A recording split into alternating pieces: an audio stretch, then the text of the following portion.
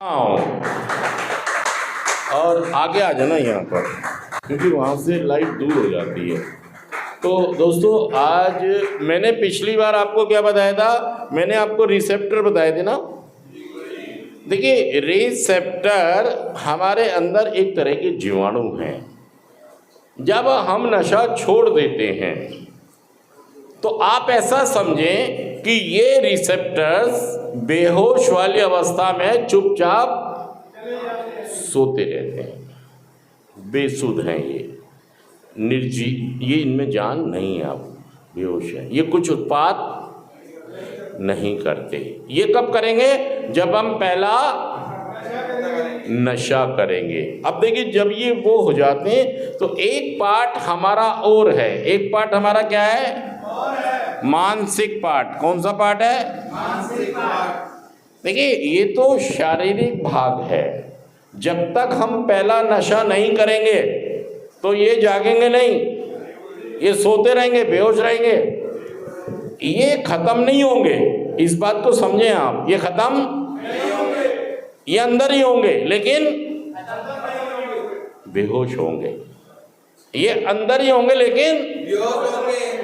ये कुछ उधम नहीं मचाएंगे, कुछ उत्पाद नहीं करेंगे, बिकॉज कि ये, अगर आपने इसमें पहला नशा डाल दिया तो फिर ये विकराल रूप ले लेंगे, फिर ये तबाही और बर्बादी दोबारा से आपके जीवन में ले आएंगे, ये निश्चित है। और ऐसा आपने अपने जीवन में पहले देखा भी होगा। जब आपने नशा छोड़ दिया, आपका जीवन बहुत अच्छा हो गया, फिर आपके मन में एक दिन आई कि मैं एक पहला नशा, हुआ क्या कि फिर कौन सा पार्ट काम करने लगा?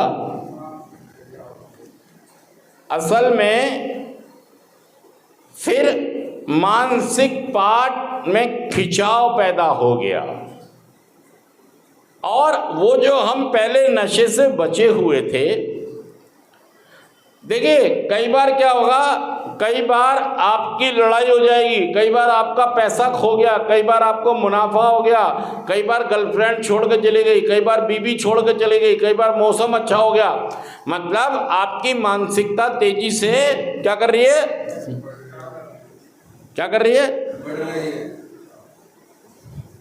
चल रही है, चक्री, और एक दबाव क्रिएट कर रही है। क्या कर रही है? एक दबाव बना रही है, एक खिंचाव पैदा कर रही है। क्या कर रही है? क्या खिंचाव पैदा कर रही है? आपकी मम्मी ने कह दिया आज तो तेरी आंखें, शक कर लिया उन्होंने और तुम्हें गुस्सा आ गया, तुम्हें, अर्थात मानसिक प्रेशर आ गया, साइकोलॉजिकल, और आप अपना आपा खो बैठे। मतलब चाहे तो कोई भी कंडीशन, हालात, परिस्थिति आ सकती है कि आप पहला नशा, खिंचाव क्या हुआ? पहला नशे की तरफ। क्या खिंचाव हुआ? पहला नशा। मतलब आपको लगा कि वैसे भी मुझे बहुत दिन हो गए, चलो आज एक करने में कुछ नुकसान, एक बार करने में कोई नुकसान नहीं होगा, आखिरी बार करने में कोई नुकसान नहीं होगा, और इसके बाद में कभी नशा नहीं करूंगा। तो भाई साहब, हुआ क्या? जैसे ही आपने किसी मानसिक दबाव में, साइकोलॉजिकल प्रेशर आया या साइकोलॉजिकल कंडीशंस जो आपके मुताबिक सही नहीं थी, अच्छी नहीं थी, तो उसके कारण दबाव आया और पहला नशा आपने। अब हुआ क्या? पहला नशा करते ही क्या हुआ? विकराल रूप। किसने ले लिया? अब इन्होंने कहना शुरू कर दिया, और सारे बोलो,